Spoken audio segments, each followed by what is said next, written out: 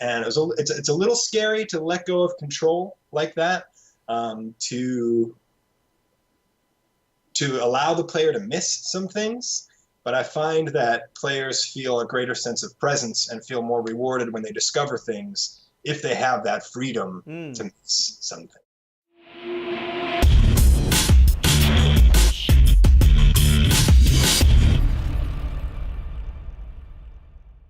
So I'm joined today by Justin Pappas of Ape Law Games, and we are going to be talking about Albino Lullaby. So in your own words, why don't you give us the convention pitch of Albino Lullaby and what it's all about? Albino Lullaby is a first-person horror adventure, but there are no jump scares and there is no gore. It's about the atmosphere, the suspense, the tension. It's more of a Hitchcockian, Lynchian kind of experience than Wes Craven, cut 'em up, bleed everywhere, boo scare kind of experience. We wanted to make an adventure game, sort of like the point-and-click adventure games from the 90s and 80s, but we wanted to bring it into the current gen. So it's first-person, everything happens in real time. It's 3D, of course, but there's no cutscenes. And there isn't an extensive amount of text that you have to read in order to understand what's happening in the story. The pacing is all player-driven in that the player can either just tear through the environments and try to get to the end as fast as they can, or they can spend more time reading the notes, examining the details, trying to put the pieces together, and through doing that, more of the fiction and some of the deeper themes might be revealed. Excellent.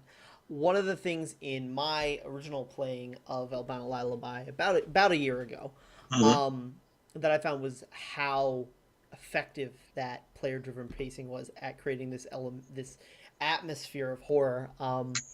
With the tagline of no gore, no jump scares horror, it was something I was interested to see, and it certainly works. How early in conception of the game did you kind of have that tagline, that idea that this was going to be a no gore, no jump scares thing? Was that something you kind of was like the point of building Albino Lullaby, or something you came to later? It's something we came to later, actually. We sort of built it out and had the story all written, and then looking back at it, we were trying to determine how we could describe it to people so that people weren't picturing, Slender Man or Five Nights at Freddy's when we told them it was a horror adventure game. And then we looked at our game and we realized it didn't have monster closets, it didn't have jump scares, it didn't have gore at all. And we said, hey, that's a thing. Our horror game is scary for some people, and it doesn't have those what people assume to be staples of horror. So that was sort of our marketing hook. Yeah. That we thought set us apart.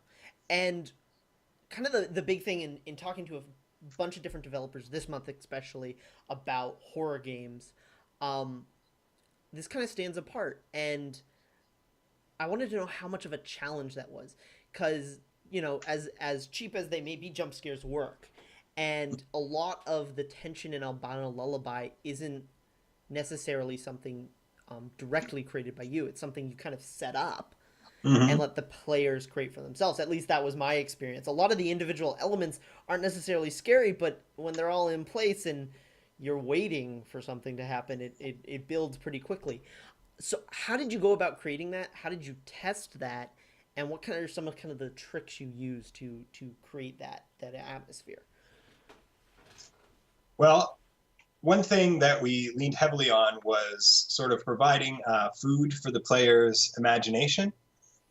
We sort of put some elements together that might imply any number of certain things, and hoped that players would kind of speculate on what we were trying to communicate and in turn sort of scare themselves.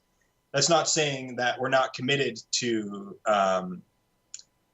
the facts behind what is actually happening in this place or what you're seeing, but we left some things a little bit more vague so players could sort of wander down a path of wondering and confusion. We found that sense of confusion and led to a sense of disorientation and fear, especially if players could sort of attach their own greatest fears to what they were seeing. we really tried to draw out the anticipation of what was going to happen. People knew that these creatures lived in this world because they were the first thing you see in our marketing materials. And we wanted to make sure we were taking our time and letting players wonder when these guys were going to show up. Yeah. It was definitely a hard thing to test if it was scary or not, because it doesn't necessarily work the same way for everybody. So it's not like something you can quantify, this sort of imaginary fear. Some people walk through it, and since we aren't throwing things in their face, we aren't presenting a direct threat, they don't really feel that sickening fear. But most players that play Albino Lullaby want to be scared. So they sort of allow the world into their mind. They see a button that says, do not press this button, and they say, yeah, I'm going to press that because I want to get scared, And those are the players that are really open to the machinations of Albino Lullaby. Yeah, excellent. The other thing I wanted to touch on is you were a VR launch title. And with VR kind of becoming more and more a big thing, especially lately, a lot of talk about it, I wanted to kind of find out what that process was like of kind of being a bit of a trailblazer in VR games. It's been awesome, and it's been tough in some ways too. Getting started really early with VR, a lot of the lessons of the industry weren't really well known yet.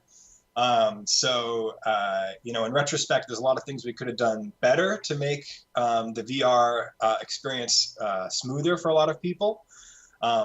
That said, I think the game plays best in VR. To be surrounded by that world, to hear something behind you and actually have to turn around and look at it, or put your back up against a wall and peek around a hallway to see something coming and really feel that in your body and feel the scale of the grandchildren as they're coming at you is totally unparalleled experience. We really lucked out in that our design philosophies of no cutscenes and player-driven pacing, and the player as themselves in the role of the main character just fit right into VR. So we had actually started building the game already. We had a lot of the artwork in place, and my wife got me a DK1 for my, I think, 33rd birthday at the time. And I plugged it in, I fired up Unreal, and I got to say, it just worked. That's nice. It just worked. So I said, heck, we've got to make this game for VR. It really works great in VR. I've been dreaming about making VR games since I was a little kid. The only thing we had to really do was free up the player camera. So if you go in now, like in the main menu, you're standing in a room and you can actually look around. It's not a fixed camera. There's a part at the beginning where there's a house that's burning and there's these bubbles. We used to have the player camera animated, so it felt like you were getting dragged from the house and you were breathing heavily and, kind of drunk and looking around. And that way we were able to guarantee players were seeing what we wanted and feeling what we wanted. But we had to unlock the camera in that part and remove the animations. And it's a little scary to let go of control like that, to allow the player to miss some things. But I find that players feel a greater sense of presence and feel more rewarded when they discover things if they have that freedom to miss some things. That's an awesome observation. So the kind of impetus for this interview was your 1-year anniversary for being out there. Yes. So first off, generally, how does this entire process look from 1 year out? What does that feel like? And then what have you kind of learned? What are some tips you might be able to pass on to other developers out there? I guess the number one tip would be to keep going no matter what. If you really believe in your project, other people will too. Albino Lullaby is not a game for everybody, but the people that like it really, really like it. And we're really depending on those people to spread the word for us. It's definitely more of a cult title. I think a lot of people get the idea that it's been some sort of huge hit because we have so many YouTube videos. It's really the type of game that people can watch on YouTube and sort of get the whole experience. So we urge you, if you've seen it on YouTube and you liked it, please buy a copy for a friend and help us keep going. In that it's a cult. It's a cult artifact. It's sort of a cult game with a cult following. Our sales have kind of continued at a pace, which has been very interesting. I think a lot of games sort of peak at the beginning and stay at, making sales up front, and then that sort of peaks off after 3 or 4 months. We had that initial spike, and then we went down, and now we're kind of at a holding pattern where the game is still selling, which is great. Yeah. And it's sort of staying at this steady pace, which is awesome. We're just looking at that and waiting for that to grow. Cool. It's made development of episode 2 move a little bit slower. We were hoping to bring tons of people on to help us with episode 2. But right now it's really just me, our business manager, our PR guy, and our sound guy. And so we're building that thing one piece at a time. And I think we're getting a good response to the little pieces of that we're revealing. Again, just keep soldiering on. If you believe in your idea, other people will too. Cool. Excellent. So turning from Albino Lullaby specifically to you, what's your story of independent game development? How did you get into it? Sure. Well, I started in indie development with this game called Chivalry Medieval Warfare.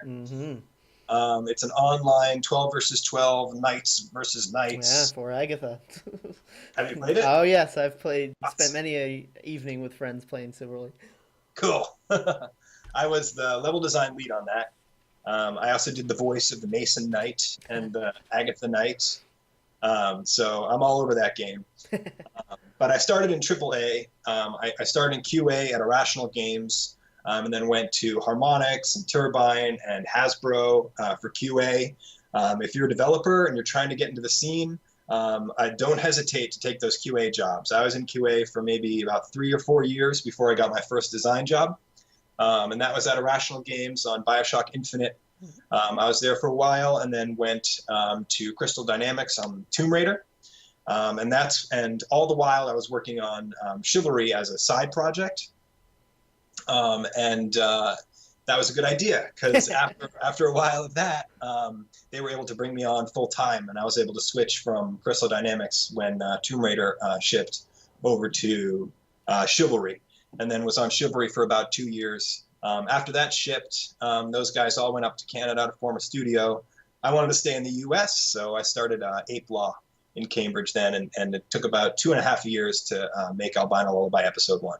Cool. So we kind of like to get an idea not only of the history of somebody in independent game development as a developer, but also as a gamer. So what were some of the games that were kind of foundational for you, or the games that really captured your imagination? Gosh, so many games. As far as ones that have been a major influence on me, I'd say Myst is probably number 1. You might see some of that influence in Albino Lullaby. Again, sort of just the freedom to explore and take in an atmosphere. At the time that Myst came out, there really weren't 3D worlds with that kind of graphic fidelity that you could explore at your own pace. I loved that the puzzles in Myst the puzzles in Myst were actually related to the fiction of the world and told the story of how this world was put together. They weren't just like, chess games that you had to complete in order to open a lock, Right. I love that they had a logical place in the world. Another game would probably be System Shock 2. Again, huge atmosphere, player-driven pacing again. What I really love about that game, and I hope to put more of in episode 2, is this idea of systemic gameplay, that there's like sort of a living ecology there. You see the same thing in BioShock and Dishonored, that the world is kind of alive without you. And there are game systems that the player can interact with and that also interact with each other on their own and create different kind of gameplay scenarios, so that playthroughs are always random, are always different. A playthrough of System Shock 2 will have similarities, but there'll always be randomizations and things that are different there, for sure. Other games that have really influenced me is like Oddworld, Abe's Odyssey, the first one. Just the visual style of that was so super cool. Yeah. And I like the simple plot development in there that builds to an awesome climax. Also, Ocarina of Time and Half-Life 2, I'd say. Half-Life 2 for its level design. The way Half-Life 2 is able to facilitate certain kinds of gameplay just with the shape of a space, I think is genius. Absolutely. Good list of games. So to kind of pull things to a close, are there any other indie developers out there, or indie development projects that you think are doing something really, really cool that people might not have heard of or might have missed, that you Yes, think they should go check out? absolutely. Check out Perception by the Deep End Games. Mm. That's put together by some people I worked with at Irrational. There's some real genius minds behind that game, some real scary stuff going on, and some really interesting visual style. I don't know if you've heard of it. We did an interview with the creator just a couple weeks ago, so yeah, it's kind of Okay, led us into the horror list of interviews. cool. It looks awesome. You play Looks as a great. blind girl, you use echolocation, really interesting. Another one I would recommend is Underworld Ascendant, Mm. coming from Other Side Studios. Are you aware of that one? I am. I saw it at the Boston Fig. Looked Oh, really, really cool. cool.